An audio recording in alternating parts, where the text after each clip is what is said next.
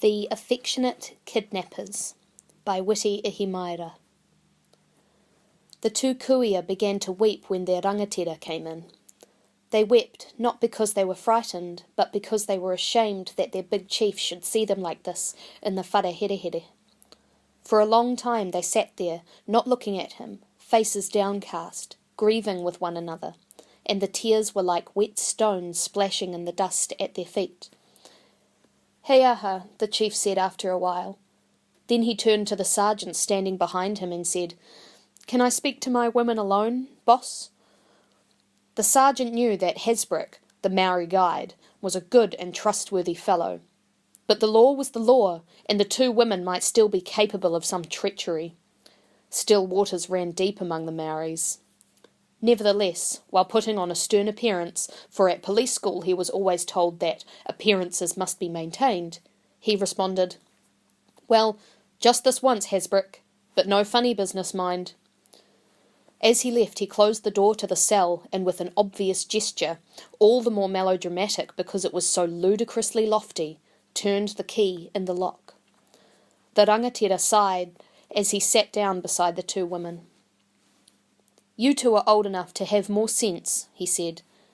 At that rebuke, the kuia redoubled their tangi, turned away, and tried to press themselves into the corner. "Well," the chief said insistently, "it's your own fault, ne?" The kuia were silent, their lips quivering. "Kati," the chief relented, "enough. You two are just like the two birds, making your roimata toroa on the ground." The women smiled at their chief's remarks. He proffered a handkerchief, but, shaking their heads, the women used their own scarves to dab at their eyes. Then, hesitantly, they reached out for the chief to hold his hands tightly. "Kei te pai," he said. "You should leave us in the jailhouse," they answered. "You should tell them to shut us away forever." "Kei te pai, Queenie," the chief soothed the kuia in the red dress. "Kei te pai, Puti," he said to the old lady in the yellow and green. "I know you two didn't mean to do wrong." "She was such a pretty little blonde girl," Queenie said. "She was swinging on a gate, all by herself, you know, down there by the hotera. As soon as I saw her, I knew she was the Button's little girl. You know, they come every summer, and me and Puti, we did some work for Miss Button last summer, cleaning and that, eh, Puti?" "Aye," Puti agreed. "Kua mahi moa mo te wahine pakiha. A strict lady, that lady." "Oh, and Pearl had grown," Queenie said. "The year before she only came up to here, and this year—" Queenie's eyes softened with tenderness. "And her teeth were so white. But it made us sad to see her all alone. A tamariki all alone. No good. Especially near our hotel with all those boozers around. So I said to her, 'You want to come with us, Pearl Button? Haere mai koe ki te marae?' And she nodded. And I saw Mrs. Button in the window. Aye, we waved and waved at her," Puti said. "And when she saw us, she waved back," Queenie continued. "So we made signs that we would take Pearl with us for our mate. We pointed to the marae. And Mrs. Button waved her apron at us as if to say, 'Go right ahead.' So we did." "We told the pirihimana this," Puti said. "We told him loud, but he didn't want to hear us, I reckon. What did we do wrong?" Her face screwed up as if she had tasted a lemon, and she started to quiver. The tears started again, as if she was a bottle of aerated water that had been shaken too hard. The rangatira kept a calm face. This was a no-good business, this. "Didn't you stop to think that this was a Pākehā little girl?" he asked gently. "A white girl?" Queenie was offended. Her eyes opened wide. "Kaore," she said. "This was a tamariki. Pearl." Hasbrook's eye flickered, betraying his incredulity. Not only was this a white girl, but this was also a pretty-as-a-picture blonde girl. Pākehās didn't like their girls being messed around by Māoris.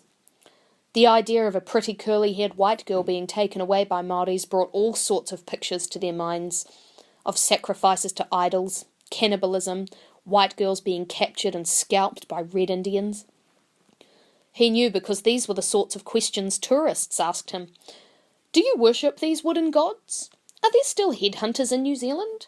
Do you have tomahawks?" No wonder the pirihimana had raised such a big posse. This was Pearl, Queenie said again emphatically. What's the fuss? Māori tamariki wouldn't have such a fuss made for them. At this, Puti smiled. Maybe because a Māori mother would be glad to get rid of her kids for the day, she joked. So we took Pearl down to the marae, Queenie continued, and she was as happy as anything. Everybody was helping to get kai ready for our hui today. Lots of people. They all made a fuss of Pearl. Old Joe, he said to me, "You're too ugly to be this kid's mother." Then he made a pūkana at her and gave her a peach to eat. "Kei te mate kai koe?" he asked her. And boy, was she hungry all right. She started to hoe in, and the juice ran down her front. It made us feel very happy, Puti, to see that kid eat so much. Too skinny, the Pākehā children. But, she sighed, that's the Pākehā way. Didn't it ever pass through your minds, Hasbrook asked, how her mother would feel about her daughter eating the Māori kai? Queenie looked startled. What's wrong with the Māori kai? And Hasbrook knew they wouldn't understand the violence of the reaction of Pearl's mother. Oh, Pearl, did you eat something from the floor? John, darling, did you hear what the Maoris did? They forced food on her. There's no telling what sorts of diseases she got down there. All those dogs they have, and no hygiene. The place should be burned down, harbouring diseases and diseased people. Oh, darling, she drank some water too, some filthy Maori water. Oh, no. Then all of a sudden, Puti said, the kōrua Rangiora came in, cracking his whip. Haere mai koutou ki te ruku moana, he shouted. Kia tere, kia tere. And before we knew it, old Joe had snatched Pearl up and put her in his green cart. He said, you can drive the trap, tamariki. And Pearl just loved it. Queenie put her on her lap, and old Joe gave Pearl the reins, and we were off. You should have seen those ponies of Joe's. They knew they had a little Pākehā on board. The red pony trotted along with a high, proud step, and the black pony tossed its mane as if to say, Ane, titiro koto kia ho. And Pearl also played with Auntie's pounamu. She was very happy, and that made us happy. Puti fingered her kete nervously. I suppose that is where the wrong lies, she said in a small voice, making her happy. And we shouldn't have taken her to the sea. What's done is done, the rangatira said. But in his ears he could still hear the burning words of Pearl's mother. How dare they? How dare they take her to the sea? She could have drowned. Haven't they got any sense? Not only that, but they were all naked down there, and they unbuttoned Pearl's drawers, my little daughter defenceless in the midst of savages. Oh, it's too horrible for me to contemplate, touching her rosy skin with their dirty hands. She'd never seen the sea before, Queenie said. Fancy a kid never seeing the sea. She was frightened at first, but we showed her that it wouldn't hurt her. Not the kingdom of Tangaroa. We took her over to Maggie's place first, and then across the paddock to the beach. There we started digging for the toheroa. And soon Pearl started to dig too.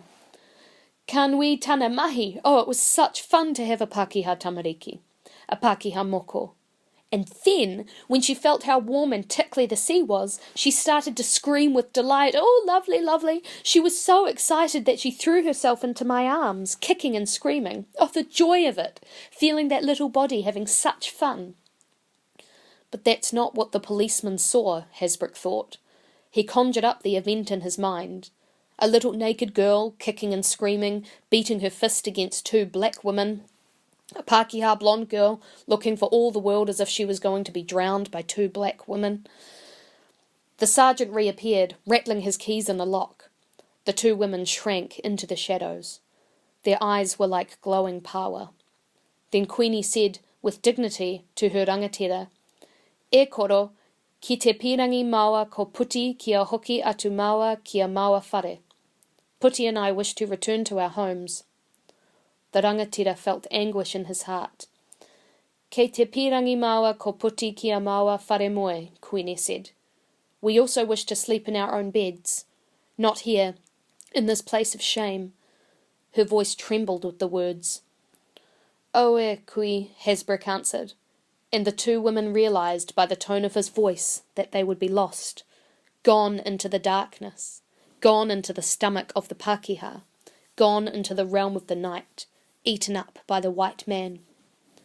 You are facing a serious charge, Hasbrook continued. The Pākehā think you kidnapped the little girl." Puti cried out, and Queenie began to grieve, not because of the charge, but because she had never slept anywhere else but in her own bed in her own house. And here, for the first time, she would have to lie down on a foreign mattress in a strange room which was noa and could not give her any protection. At that moment, something died inside her, something that had given her strength all her life. She felt it ebbing away, slipping away, leaving her a mere husk. Dimly she heard Puti say, "But Mrs. Button knows. She knows us." And she heard her chief reply, "No, Mrs. Button doesn't remember either of you." And it came to Queenie with blinding clarity that Mrs. Button was to be felt sorry for. It was not Mrs. Button's fault that she couldn't tell one Māori apart from another. And Queenie reached for Puti's hands and face and pressed her face against Puti's, saying, "Never mind, Kui. You and I will be mates for each other, just like the two birds."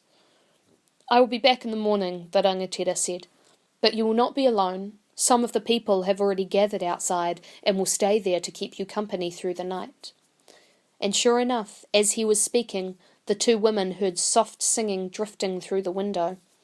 "After all, you two are our kuia." Then the rangatira was gone. The two women sat in a gathering dark. Puti thought, "I will never forget all those little men in blue coats, little blue men, with their whistles, running towards us, with their police batons raised. It was—" Suddenly, Puti felt Queenie nudging her and pointing down to the floor. Queenie's voice was still and drained of life. "Ane," she whispered. Although the light was waning, the pattern in the dust could still be seen. "Ane, te roimata toroa." The soft sounds of waiata swelled in the darkness like currents of the wind holding up Queenie's words. "E noho rā, Pearl Button," Queenie said. "Taku moko Pākehā." The syllables drifted like two birds beating heavily eastward into the night. Then the light went. Everything went. Life went.